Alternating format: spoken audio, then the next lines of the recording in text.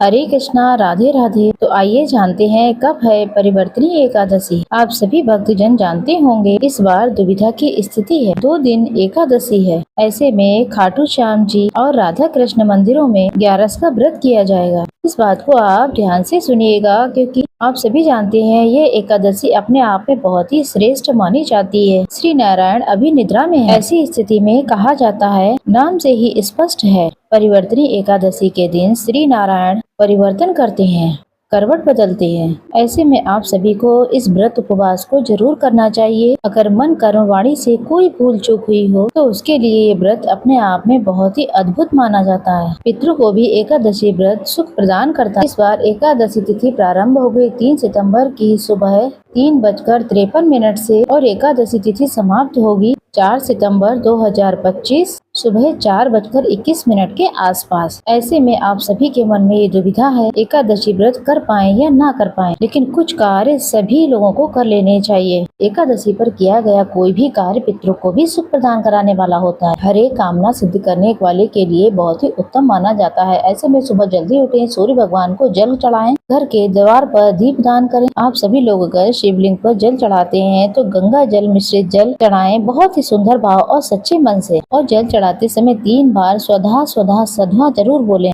ऐसा करने से पितृदोष समाप्त होता है और एकादशी का पूरा फल प्राप्त होता है। तुलसी एकादशी के दिन नहीं तोड़ें, न ही तुलसी में जल चढ़ाएं। इस बात का पूरा ख्याल रखें। अपने घर के मंदिर में श्री नारायण की विधि विधान से पूजा आराधना करें। साथ ही साथ सभी भक्तजन जो है तुलसी की सूखी हुई लकड़ी का दीपक अवश्य से जलाएं। इस बार उदय तिथि के अनुसार 3 सितंबर 2025 दिन बुधवार के एकादशी का व्रत करेंगे। इसे रवि योग के सुंदर स्वरूप में मनाया जाएगा। 3 सितंबर 2025 को आप सभी लोग यहाँ पर परिवर्तनी एकादशी का व्रत कीजिएगा। इस दिन राहु काल का जो अशुभ समय है वो 12:26 से 1:49 तक। ऐसे में राहु काल के समय में किसी भी नए कार्य की शुरुआत ना करें।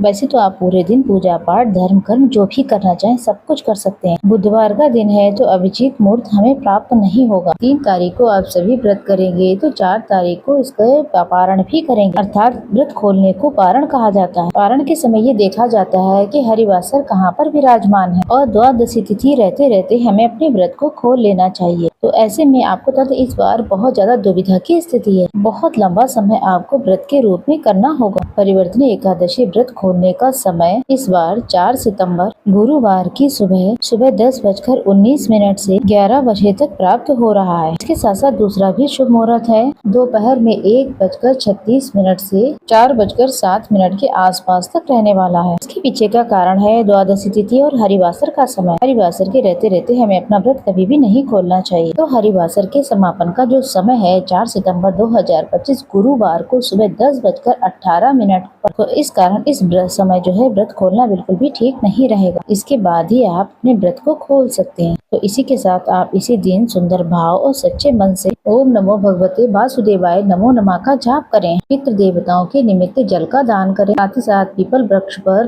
कच्चा दूध समर्पित करके विधि विधान से पूजा आराधना करें। पितरों के नाम से दीपक लगाएं। ज्यादा से ज्यादा जितना संभव हो सके यहाँ पर प्रभु के नाम का सुमिरन करें।